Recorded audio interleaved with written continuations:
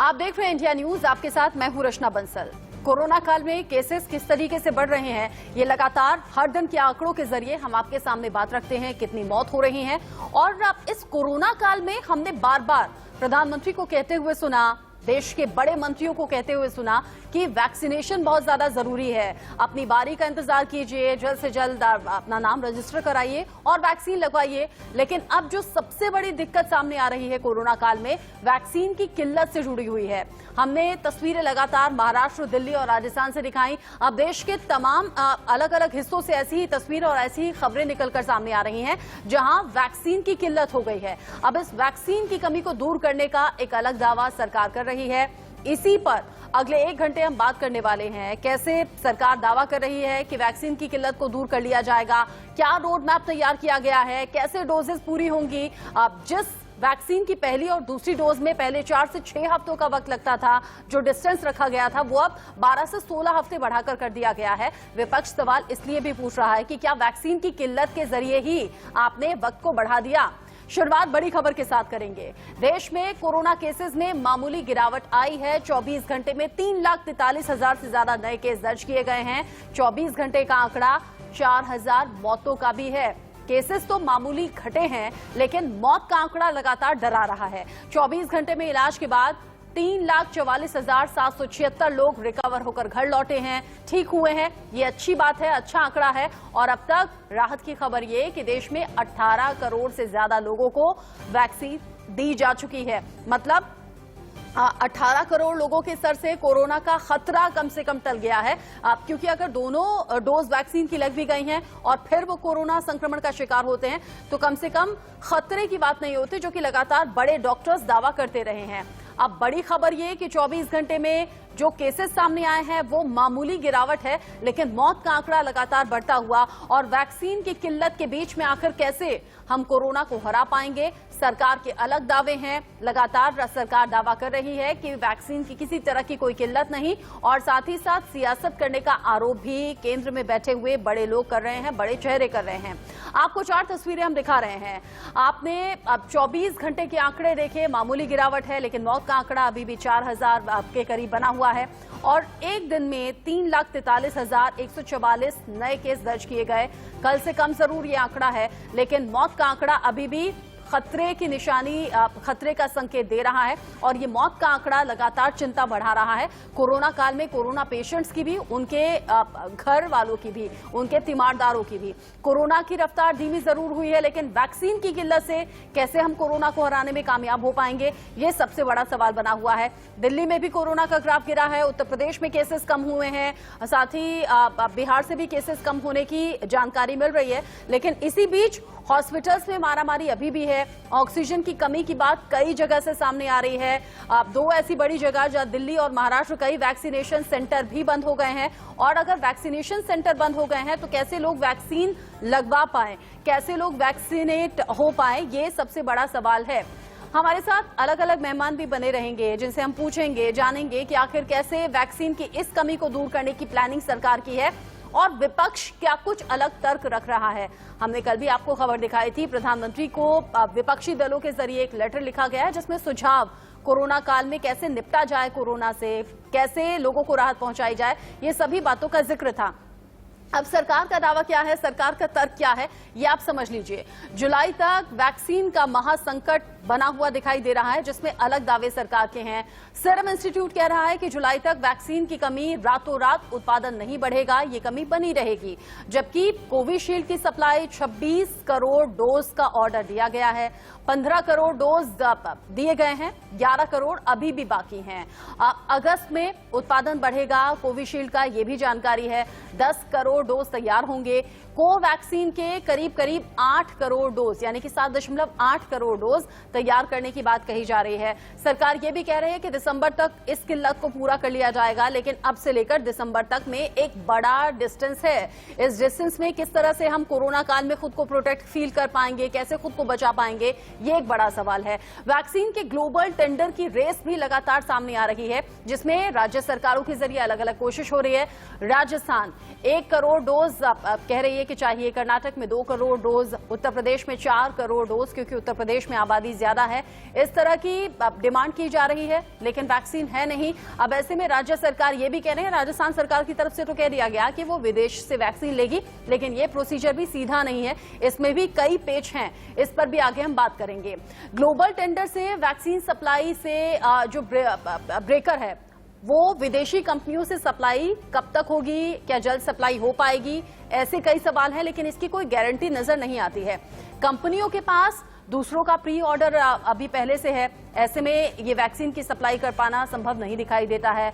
विदेशों की तरफ से विदेशी वैक्सीन कंपनियां सीमित प्राथमिकता में भारत का होना तय नहीं है। अगर केंद्र सरकार की तरफ से पहल होती है तो ये एक अलग प्रोसीजर होगा। जब खरीद में भारत सरकार नहीं, राज्य हैं, तो फिर ये मुश्किल है। सप्लाई के लिए अगर कारगर है तो भारत में वैक्सीन को मंजूरी जरूरी होगी। नियम शर्तों के पालन में देरी संभव हो सकती है, लेकिन केंद्र सरकार कह रही है वैक्सीन की किल्लत इस तरीके से नहीं है जैसे कि राज्य सरकारों के जरिए, खासतौर से गैर बीजेपी शासित राज्यों के जरिए जो तस्वीर सामने रखी जा रही है, ऐसा है नहीं। महाराष्ट्र, राजस्थान और दिल्ली, जहां वैक्सीन की किल्लत की कई तस्वीर सामने आ रही है, बीजेपी का तर्क यह है कि गैर बीजेपी राज्य हैं, इसीलिए सरकार की छवि को धूमिल करने की कोशिश है। अब इस बीच वैक्सीन पर केंद्र सरकार का क्या दावा है, क्या कुछ रोड मैप है, ये भी समझ लीजिए। अगस्त से लेकर दिसंबर तक का वादा किया गया है और कहा गया है इसी बीच हम कोरोना की वैक्सीन की किल्लत को दूर कर देंगे। इसमें 216 करोड़ वैक्सीन की डोज बनाने की बात कही जा रही है। अब कैसे उपलब्ध होंगी ये जानिए। इसमें कौन कौन सी कंपनी की वैक्सीन होंगी। कोविशील्ड 75 करोड़ डोज तैयार होंगी, कोवैक्सीन की 55 करोड़ डोज, बायोलॉजिक ई की 30 करोड़, बायोवैक्सीन की 21 करोड़, जेनेवा वैक्सीन की 6 करोड़, जाइडस कैडिला वैक्सीन 5 करोड़, अब जबकि नोवावैक्स वैक्सीन 20 करोड़, स्पुतनिक भी कहा जा रहा है अगले हफ्ते ही आ जाएगी भारतीय बाजार में। 15 करोड़ डोज दिसंबर तक तैयार किए जाएंगे। भारत बायोटेक 10 करोड़ डोज तैयार करने की बात सरकार के जरिए कही जा रही है। कहा जा रहा है कि अलग अलग कंपनियों को शामिल करके इस वैक्सीन की किल्लत को बहुत जल्द दूर कर लिया जाएगा। विपक्ष फिर यह सवाल पूछ रहा है कि जब देश में वैक्सीन की आपूर्ति हुई नहीं तो क्यों बाकी देशों को वैक्सीन दे दी गई। हालांकि विपक्ष का दावा अलग है। विपक्ष आरोप यह भी लगा रहा है कि अभी भी कोरोना वैक्सीन का निर्यात बाकी देशों में हो रहा है, जबकि सरकार इस दावे को बेबुनियाद कह रही है। कोरोना से जंग का बनारस मॉडल भी एक अलग तरीके से सामने आया है, जिसको लेकर भी विपक्ष सवाल खड़ा कर रहा है। ऐसे में जो ग्रामीण और शहरी क्षेत्र हैं, यहां पर 72,000 परिवार तक दवाई पहुंचाई गई है, ये दावा यूपी सरकार का है। टेस्टिंग बढ़ाने के लिए 100 टीम्स बनाई गई हैं। रोजाना 8,000 से 9,000 सैंपल्स कलेक्ट किए जा रहे हैं। जल्द ही नतीजे के लिए RNA एक्सट्रैक्टर मशीन भी लगाई गई है, जिससे कि जल्द से जल्द नतीजे आए, ट्रीटमेंट शुरू हो सके। और यूपी सरकार कह रही है कि बनारस मॉडल की तरह ही बाकी जिलों में भी काम किया जाएगा और इसी तरीके से आंकड़े कम होते रहेंगे, कोरोना कंट्रोल में आ जाएगा। मुख्यमंत्री योगी आदित्यनाथ खुद इस पर नजर रख रहे हैं, ऐसा उनका दावा है। अब संक्रमण दर कैसे घटकर सामने आई है। उत्तर प्रदेश से राहत की खबर है कि कम केसेस आए हैं। संक्रमण दर करीब 39% हुई है और जो रोज के केसेस हैं उनमें भी कमी आई है। ऐसे में यूपी सरकार कह रही है कि जल्द से जल्द हम केसेस भी कम कर रहे हैं। हॉस्पिटल्स का जो स्वास्थ्य व्यवस्था है वो भी दुरुस्त की जा रही है, कहीं भी ऑक्सीजन की कमी नहीं है। इसी तरह से तस्वीर दिल्ली में भी सामने आई है और ये कहा जा रहा है कि बाकी जगह भी धीरे धीरे केसेस में कंट्रोल होगा। कोरोना से जंग का बनारस मॉडल अब चर्चा का विषय बना हुआ है, लेकिन हाँ, ये जरूर पूछा जा रहा है अलग अलग वक्त पर अलग अलग कोर्ट के जरिए भी, यूपी सरकार से, बिहार से भी, मध्य प्रदेश से भी, कि अगर आउट ऑफ कंट्रोल कोरोना नहीं है, अगर केसेस आउट ऑफ कंट्रोल नहीं है, तो फिर कैसे अलग अलग जगह नदियों में शवों को बहते हुए देखा जा रहा है, कैसे लाशें तैर रही हैं। अब आप इस बीच ये भी जान लीजिए, ऑक्सीजन जो बार बार जिक्र इस कोरोना काल में हमने सुना है, ऑक्सीजन की कहां कितनी डिमांड रही, कितनी सप्लाई हुई और अब इसमें अंतर क्या कुछ नजर आ रहा है। पहले सप्लाई हो रही थी 1900 सिलेंडर्स की, अब 4500 सिलेंडर्स की सप्लाई हो रही है, यानी कि अब ऑक्सीजन की किसी तरह से किल्लत नहीं है। अब कल ही खबर यह भी आई थी कि दिल्ली में पहले 700 मीट्रिक टन ऑक्सीजन की जरूरत थी, जो अब घटकर 582 मीट्रिक टन हो गई है। अब ऐसे में वाराणसी और आसपास के बंद जो ऑक्सीजन प्लांट हैं उन्हें फिर से चालू किए जाने की बात सामने आ रही है। ऑक्सीजन एक्सप्रेस और टैंकर के जरिए ऑक्सीजन की सप्लाई दुरुस्त की गई है और इसे धीरे धीरे पूरे उत्तर प्रदेश में व्यवस्थित तरीके से पहुंचाया जाएगा ताकि किसी भी तरह से कोई दिक्कत ना हो। हम बात करेंगे, हमारे साथ अलग अलग मेहमान जुड़ेंगे। हमारे साथ कपिल श्रीवास्तव हैं जो कि समाजवादी पार्टी की तरफ से हमारे साथ जुड़े हुए हैं और कांग्रेस नेता मुदित अग्रवाल हमारे साथ जुड़ गए हैं। जैसे जैसे और मेहमान, क्योंकि डॉक्टर भी हमारे साथ जुड़ेंगे, बीजेपी लीडर भी हमारे साथ जुड़ेंगे, उनसे हम बात करेंगे। लेकिन सबसे पहले कपिल जी, आपसे ही मैं सवाल कर लेती हूँ। उत्तर प्रदेश सरकार जो दावा कर रही है, क्या वाकई धरातल पर जाकर देखें तो सच्चाई है इसमें? क्या वाकई उत्तर प्रदेश में केसेस कम हो गए हैं? क्या वाकई वाराणसी मॉडल सच है? देखिए, योगी सरकार तो शुरू से ही आंकड़ों की फर्जीबाजीगिरी में अपने आप को लगा रखी है। अगर वाकई ये कोरोना के विरुद्ध युद्ध कर रहे होते तो फर्जी आंकड़े नहीं परोसते। और ये कपिल श्रीवास्तव या समाजवादी पार्टी या विपक्षी दल का आरोप नहीं है। 11 तारीख को प्रयागराज उच्च न्यायालय के अंदर जो इनकी शपथ पत्र दिया गया उसमें इन्होंने माना है कि इन्होंने टेस्टिंग को कम कर दिया है। हाँ। तो जब आप टेस्टिंग कम कर देंगे और कम लोग की टेस्टिंग होगी तो उसमें संक्रमण भी कम लोगों का आएगा। फिर आप अपना डाटा दिखा लेंगे कि आपने बहुत अच्छा काम किया, आपने रिकवरी कर ली। हाँ। कोई WHO यहाँ तो देखने आती नहीं, वो तो आंकड़े देखती है सरकार की। और लोग यही समझते हैं कि सरकार जो आंकड़े दे रहे हैं वही सही है। लेकिन हकीकत यही है कि अगर आप रोज का डेली स्थानीय पेपर भी देख लें तो आपको पता चलेगा कि फला हॉस्पिटल में इतने लोगों की मौतें हुई, फला हॉस्पिटल में इतने लोगों की मौतें हुई। लेकिन जो सरकारी अपलोड हो रहा है उसमें 2 मौतें दिखाई जा रही। मतलब 50-100 मौतें पे 2-4 मौतें चढ़ाई जाती हैं और अपनी जो निष्कर्मता है उसको छिपाया जाता है। इस तरीके की सरकार काम कर रही है और प्रयागराज के अंदर बयान हल्फी देकर के इस बात का मैं एक बात पूछना और ये शहरों का हाल है, गांव में तो क्या आंकड़ा है बीमारों का, क्या आंकड़ा है मौत का, वो तो बहुत दूर की बात है। रचना जी, सबसे पहली चीज तो यह है कि 2/3 भारत तो हमारा गांव में बसता है और गांव के अंदर सरकार ने पिछली बार भी और इस बार भी अवेयरनेस का कोई प्रोग्राम नहीं चलाया। क्योंकि जो हमें 1-1.25 साल काम करने का अवसर मिला था, सरकार के एजेंसीज और तमाम NGOs को साथ लेके, विपक्षी दलों को साथ लेकर के अवेयरनेस के प्रोग्राम को चलाने के लिए वहां सरकार और चुनाव आयोग ने सिर्फ चुनाव पर ध्यान दिया और स्प्रेड को अच्छा, अगर बीजेपी के लीडर जुड़े होते हमारे साथ तो शुरुआती सवाल तो मैं उन्हीं से करती, क्योंकि सबसे ज्यादा जवाबदेही उन्हीं की इस वक्त बन रही है। लेकिन आपसे मैं इसलिए पूछना चाह रही हूँ, आप तो मुख्य विपक्षी दल हैं उत्तर प्रदेश में, आप विपक्ष भी काम कर रहा है लोगों की जागरूकता के लिए, उनकी मदद के लिए? इसमें कहीं दो राय नहीं है कि हम अपने सीमित साधन, यानी कि हमारे जो कार्यकर्ता, हमारे जो नेता हैं वो फील्ड में काम कर रहे हैं। और यही नहीं, हम लोगों ने ऑक्सीजन सिलेंडर भी पहुंचाने का काम किया। हम लोगों ने NGOs के माध्यम से भी लखनऊ के अंदर सरकारी अस्पतालों में सिलेंडर देने की बात चेष्टा की थी, लेकिन जिला अधिकारी वहां के कोई पत्र का जवाब उन्होंने नहीं दिया। अंत में वेदांता में देना पड़ा। कांग्रेस ने भी दिया है और समाजवादी पार्टी ने भी दिया है। हमारे वहां के लोकल लीडर जो कि स्वयं डॉक्टर हैं और उनके पास अपने चिकित्सालय हैं, उन्होंने अपने पास से भी ऑक्सीजन सिलेंडर देने का काम किया।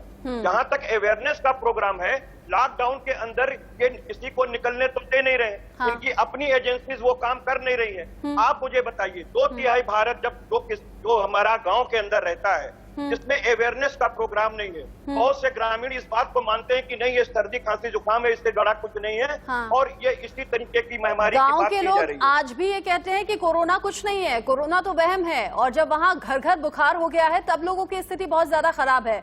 मुदित अग्रवाल जी, अगर देश में सिर्फ बुखार ही नहीं हुई है, हाँ, मुसलसल मौतें हुई हैं, हो रही हैं, बिल्कुल। तो आप गंगा में, नदियों में बिल्कुल वो जो लाशें तैर रही हैं वो सबूत है इस बात का कि गांव में किसी की कोई देखरेख नहीं है, कोई पूछने वाला नहीं है। मुदित जी, जिस तरह की स्थिति है देश में, आउट ऑफ कंट्रोल है कोरोना, अलग अलग हिस्सों में कोई हिस्सा ऐसा बचा नहीं जहां कोरोना फैला ना हो या फिर भयावह रूप ना दिखाया हो, लेकिन स्थिति तब ज्यादा बिगड़ गई जब गांवों तक पहुंच गया है कोरोना।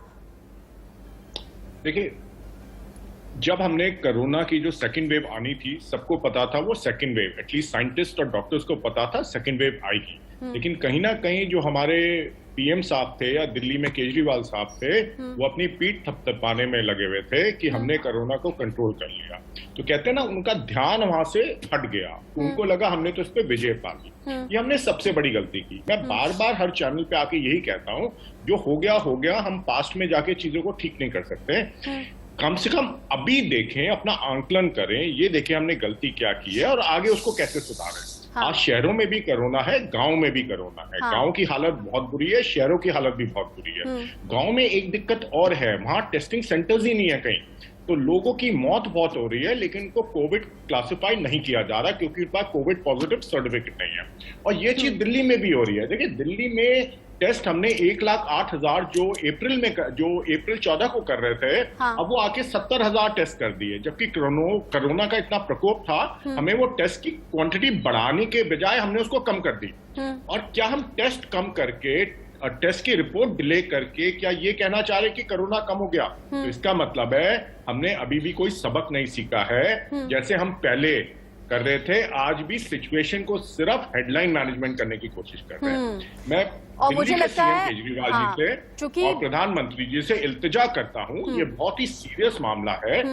और कितनी सीरियसनेस है ये दिख रही है, देश भर के आंकड़े बता रहे हैं। इस बीच बीजेपी लीडर सूर्य कुमार मैथिल हमारे साथ जुड़ गए हैं, उनसे भी हम बात करेंगे। और डॉक्टर मनोज कुमार, डायरेक्टर हैं मैक्स हॉस्पिटल से, उनसे भी बात करनी जरूरी हो जाती है क्योंकि सभी सवाल सूर्य कुमार जी आप ही की तरफ इशारा कर रहे हैं। और शुरुआत में आपसे ही करना चाह रही थी, आप देर से जुड़े, आपसे मैं सवाल करूं, लेकिन उससे पहले डॉक्टर मनोज, अभी तक हम लोगों को ये बता रहे थे, समझा रहे थे, जो सरकार के जरिए कहा गया कि वैक्सीन की पहली डोज और दूसरी डोज में 4 से 6 हफ्तों का वक्त होना चाहिए, ये डिस्टेंस होना चाहिए। अब अचानक 12 से 16 हफ्ते, क्या वैक्सीन उतना असर करेगी?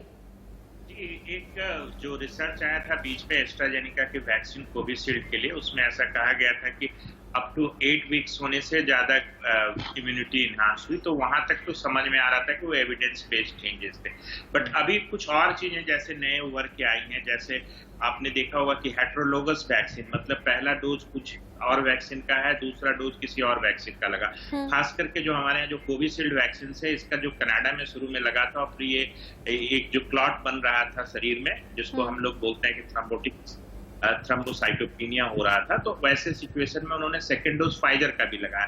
तो चीजें चेंजेस आ रहे हैं, बट मुझे ऐसा लगता है कि अभी जो थोड़ा सा जो चेंज समय बढ़ाया गया है, हाँ। उसमें थोड़ा सा ये कारण बन रहा है कि वैक्सीन की शॉर्टेज या क्रचेज जो हम लोग फील कर रहे हैं, क्योंकि 8 हफ्ते तक का गैप 2 डोज के बीच में तो डॉक्यूमेंटेड है या एविडेंस बेस्ड है कि जितना आप अगर कोविशील्ड के 2 डोज का जो गैप है वो आप 8 हफ्ते तक बढ़ाएंगे तो इम्यूनिटी बेटर। हाँ, और ये जो 12 से 16 हफ्ते कर दिया गया, सर असर करेगी वैक्सीन पहली डोज के बाद जब दूसरी डोज में इतना ज्यादा अंतर होगा? देखिए, असर तो करेगी। अब इस पे कोई अभी स्टेट डेटा नहीं मैं दे सकता हूँ, क्योंकि ऐसा कोई स्टडी नहीं है जिसमें कि 16 हफ्ते तक का गैप रखा गया है।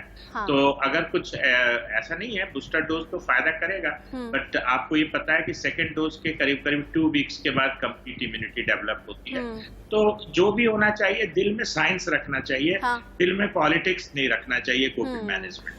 सूर्य कुमार जी, जवाब दीजिए। 4 से 6 हफ्ते बढ़ाकर 12 से 16 हफ्ते कर दिए, डॉक्टर्स भी कह रहे हैं, एक्सपर्ट भी कह रहे हैं कि हाँ ये अंतर ज्यादा हो गया। मजबूरी क्या रही, प्लानिंग में कमी रही क्या?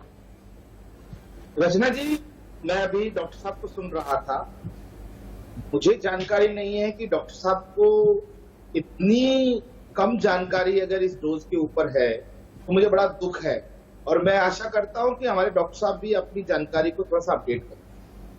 देखिए, तो ये डोज के अंदर जो डिस्टेंस की बात हुई है, ये विपक्ष भी झूठे आरोप लगा रहा है, ये शॉर्टेज के ऊपर हो, ये डिस्टेंस मतलब सूर्य कुमार जी, मतलब क्या आप ये कह रहे हैं कि जो आप अभी पिछले दिनों, वही तो मैं कह रही हूँ, क्वेश्चन पूछा, मैं वही तो पूछ रही हूँ सर, जो पिछले दिनों आप लोग कह रहे थे 4 से 6 हफ्ते होना चाहिए, वो गलत था या ये गलत है? अरे हम कह तो रहे हैं, हम बता रहे हैं, आप सुन लीजिए ना, 2 मिनट सुन लीजिए, आप मेरी पूरी बात मुझे 2 मिनट पूरा बोलिए, उसके बाद आपके मैं पूरा दूं। हाँ। देखिए, ये जो डिस्टेंस है, ये डिस्टेंस सरकार ने क्रिएट नहीं किया है, ये डिस्टेंस जो है, ये नई जो मेडिकल जर्नल्स आई है, जो नई जानकारी आई है, उसके बाद ही ये डिस्टेंस क्रिएट हुआ। अच्छा। और ये डिस्टेंस सरकार ने क्रिएट नहीं किया है। हाँ। ये डिस्टेंस जो क्रिएट किया है वो distance national technical advisory group of इम्यूनाइजर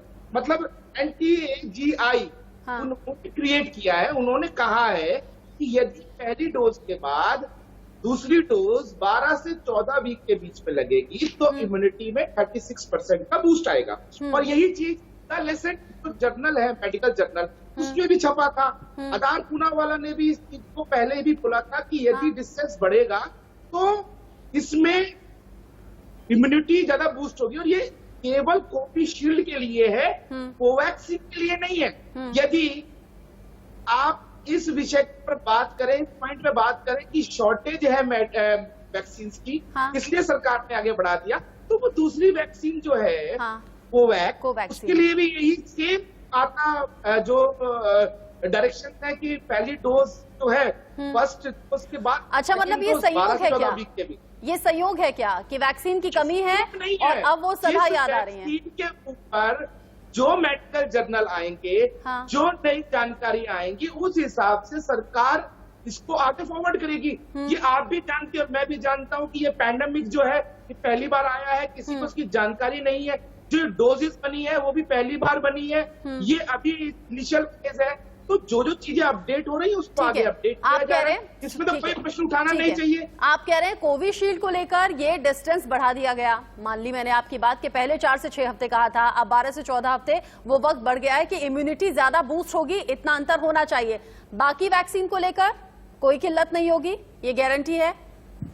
बिल्कुल गारंटी है। कल आपने देखा ही हमारे जो वैक्सीनेशन और सर, जो वैक्सीनेशन सेंटर जगह जगह बंद हो गए हैं वो वैक्सीनेशन सेंटर्स जो जगह जगह बंद हो गए हैं, वो आप देखिएगा कि ज्यादातर विपक्षी सरकारों द्वारा क्रिएट हाँ। किया एक बहुत बड़ा हाँ। जो है बलून है, मतलब आम जो लोग कि झूठ बहुत बोल जल्दी रहे खत्म हो जाएगा। हैं, जो रोजाना बहुत जल्दी चक्कर खत्म लगा हो रहे जाएगा। हैं जब कि दिल्ली कब की उनका सरकार- नंबर आएगा वैक्सीन को लेकर, जब वो दिल्ली की आम सरकार लोग भी प्रोपेगेंडा चला रहे हैं आपके बोले, खिलाफ, ऐसा ही है ना? मुख्यमंत्री डॉक्टर सामने मनोज कुछ झूठ कहना बोले चाह रहे कि हैं, हम डॉक्टर 1 मनोज करोड़ कुछ कहना 34 चाह रहे हैं। लाख चूंकि आपने कहा, चूंकि आपने कहा, चूंकि आपने कहा मैक्स हॉस्पिटल, इतने बड़े हॉस्पिटल के डायरेक्टर को चूंकि आपने कहा कि अपनी जानकारी थोड़ी बढ़ा लें, तो शायद डॉक्टर मनोज कुछ कहना चाह रहे हैं। जी, मैं इनको पूरी जानकारी दे देता हूं। जो हमारे जानकारी पे सवाल उठा रहे हैं इनको मैं बता देता हूं। इनको पता होना चाहिए कौन से जर्नल में निकला था, लांसेट में ये पब्लिश हुआ था। उन्होंने 12 वीक का टाइम बताया था और 26% एफिकेसी की बात पढ़ने की कही थी। वो एक वजह था जिसकी वजह से हमने 12 वीक्स तक का टाइम रखा था। बट ये अपनी बात करें और हमें हमारी जो मेडिकल नॉलेज है उसमें ये अपना आकलन न करें तो बेहतर होगा, क्योंकि मैं इनका कोई नॉलेज नहीं उठा रहा हूँ। मैं आपको इतना कह रहा हूँ कि ये जो भी डिस्टेंस क्रिएट किया गया है वो एक बहुत ही जिम्मेदार ग्रुप के द्वारा हाँ, जो कि इन सब जिम्मेदारी तो हम देख ही रहे हैं मॉनिटर कर रहा ना है, सूर्य कुमार उनके मैथिल जी, हम द्वारा जिम्मेदारी तो हम देख ही सरकार रहे का हैं। कोई भी हाथ नहीं है। अरे मैं कह रही हूँ आप जैसे जिम्मेदार तो हम देख ही रहे हैं। हम देख रहे हैं कि केसेस लगातार बढ़ रहे थे, चुनाव प्रचार हो रहा था, रैलियां हो रही थी, केसेस बढ़ने दिए, और आज तो हम देख रहे हैं जिम्मेदारी। नदियों में अलग अलग जगह जो लाशें बह रही हैं वो जिम्मेदारी देख रहे हैं। देखिए रचना जी, मैं फैक्ट्स की बात करूंगा। मैंने इनको जवाब दे दिया है, मैंने इनको एविडेंस बता दिया है कि ये कहाँ से ये स्टडी आई थी। लैंसेट की स्टडी है, 26% ज्यादा इम्यूनिटी एनहांसमेंट देखी गई थी अगर 12 वीक तक का समय लिया गया था। बट ये कोई इंडेफिनिट पीरियड का गैप कभी भी रिकमेंडेड किसी जर्नल ने नहीं किया है। मैंने आपको पहले कहा कि यहाँ पे मैं राजनीति करने नहीं बैठा हूँ, यहाँ दिल में साइंस रख के डिस्कशन की। एक डॉक्टर होता है, वो राजनीति से दूर होता है और वो वही बात बोलेगा जो लोगों के हेल्थ के फेवर में होगी। मुदित अग्रवाल जी, ये जो बार बार बीजेपी कह रही है गैर बीजेपी शासित जो राज्य हैं वहां प्रोपेगेंडा चलाया जा रहा है, केंद्र सरकार की छवि को धूमिल किया जा रहा है, क्या जानबूझकर वैक्सीन खत्म कर दे रहे हैं आप लोग? क्या जानबूझकर लोगों को धक्के खिलवा रहे हैं कि हाँ वैक्सीन नहीं है, वैक्सीन नहीं है? क्या जानबूझकर वैक्सीनेशन सेंटर बंद हो गए? देखिए, बड़ा वैक्सीन की समस्या किसी को समझनी है तो बहुत आसान शब्दों में समझ में आ सकती है। वैक्सीन में एक डिमांड है, एक सप्लाई है। जब आपने 18 साल से ऊपर सबके लिए खोल दिया तो हिंदुस्तान में 100 करोड़ लोग हैं 18 साल से ऊपर के। इसका मतलब है आपको 200 करोड़ वैक्सीन चाहिए।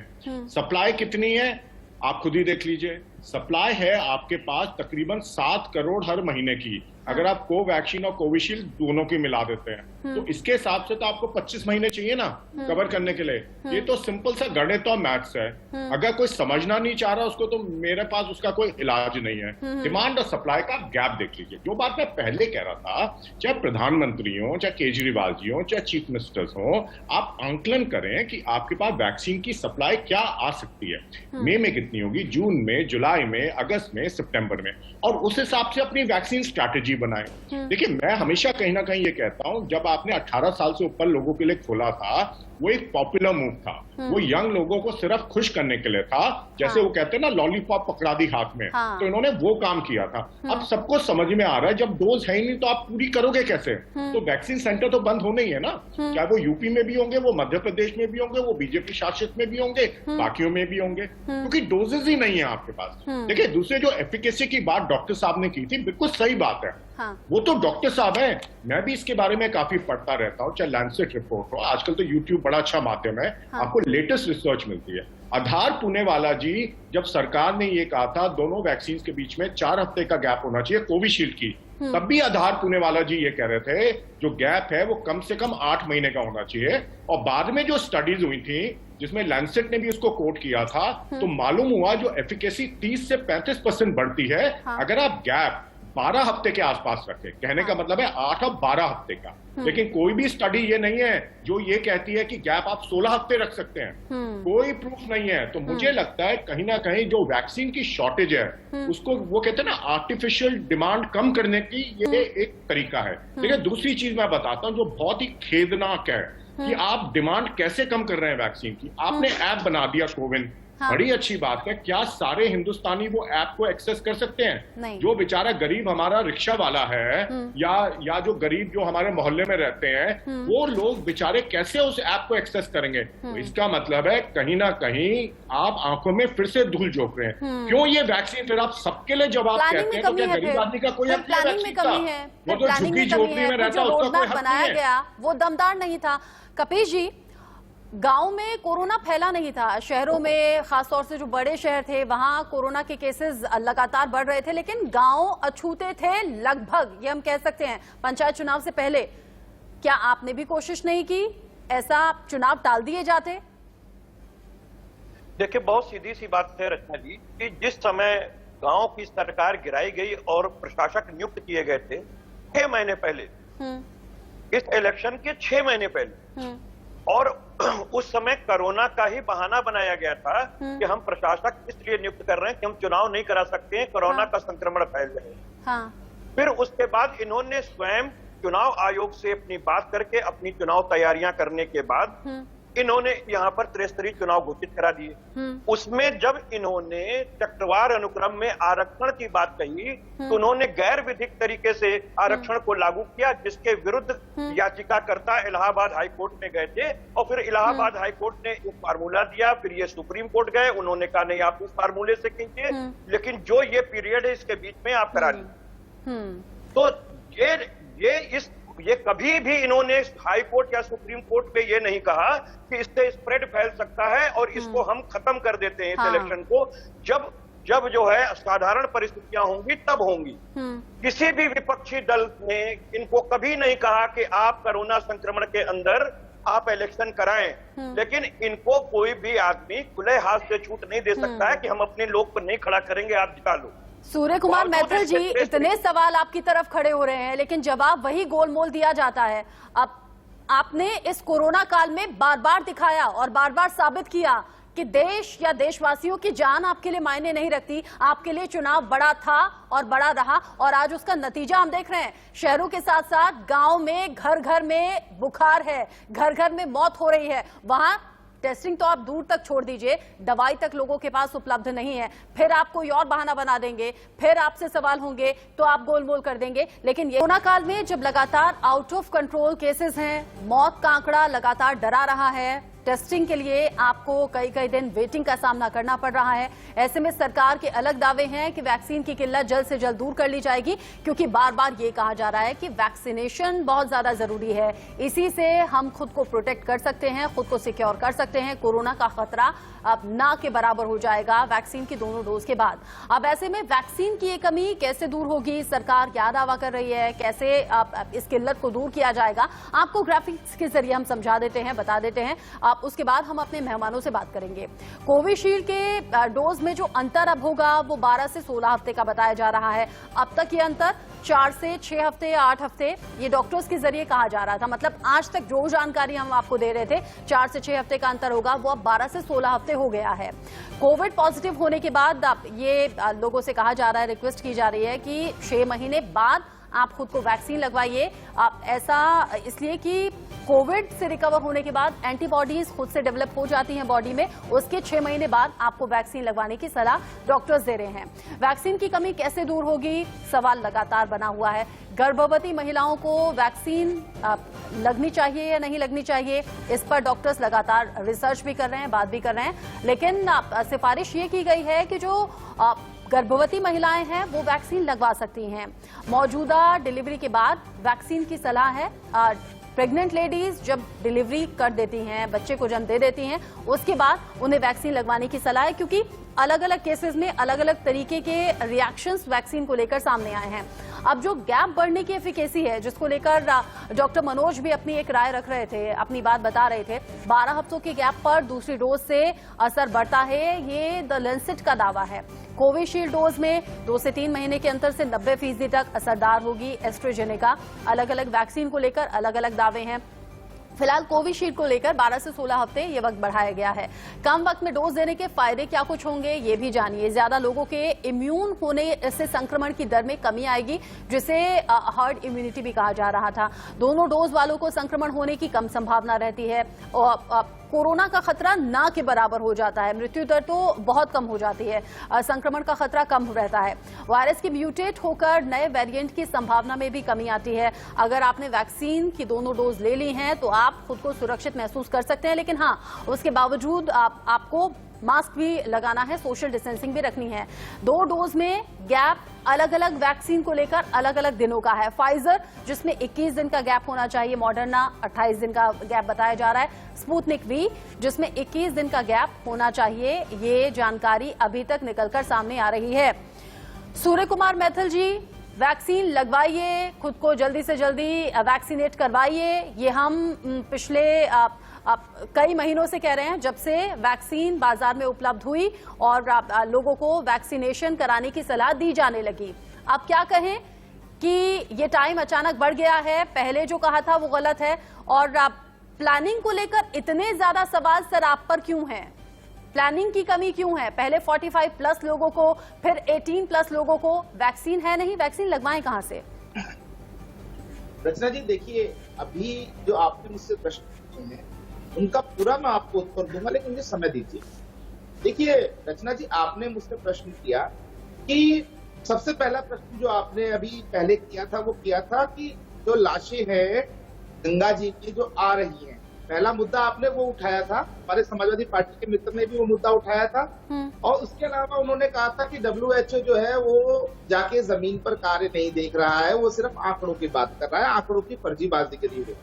और कांग्रेस के हमारे मित्र ने बोला था कि गांव-गांव में टेस्टिंग हो ही नहीं रही है। उत्तर प्रदेश की भी बात की थी इन्होंने। तो मैं बताना चाहूंगा हमारे मित्रों को और आप सभी लोगों को और पूरे देशवासियों को कि उत्तर प्रदेश सरकार को जो WHO ने जो प्रशंसा की, वो प्रशंसा ऐसे ही नहीं हो गई थी, कोई फर्जी आंकड़ों के आधार पे नहीं हुआ था।